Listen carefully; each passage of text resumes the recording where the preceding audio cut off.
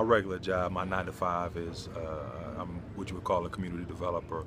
I run an organization that seeks to increase the educational opportunities for children in the neighborhood, as well as the economic development opportunities for businesses within the neighborhood and businesses who might want to come to the neighborhood. We work in a very specific, very identifiable neighborhood on the north side of Omaha, Nebraska, which suffers from many of the same ills as any other inner city neighborhood.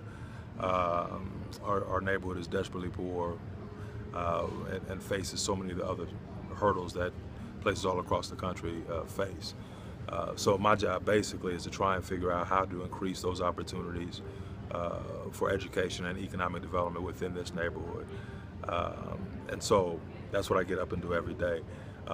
Something else I do in the community is I sit on several boards that focus on building the capacity of service-oriented programming in the neighborhood to increase their capacity to do that job better.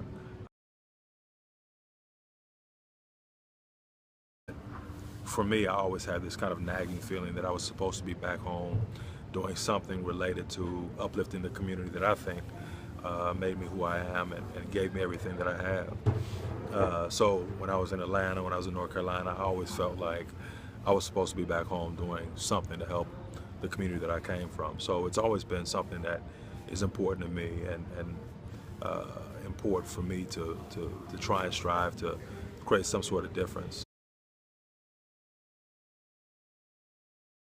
The first thing my wife and I do is we try and make sure that our sons understand that they are kind of uniquely positioned in our community. What I mean by that is they're going to have outstanding educational opportunities.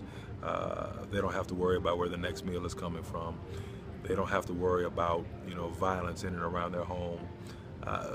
We want our children to understand that that's not everybody's reality, and we think that that understanding leads to the feeling that you have a duty to your neighborhood to make sure that everybody has the experience that you had. To really try and cultivate a network of people that can kind of fill some of those gaps that are going to be present in your life without a father. So finding a network of mentors and individuals who have high expectations for you, as well as a serious desire to see you do well. Those are really critical things to have in your life. You have to have somebody that expects more of you than you expect of yourself, and you have to have somebody that is just as invested in your success as you are.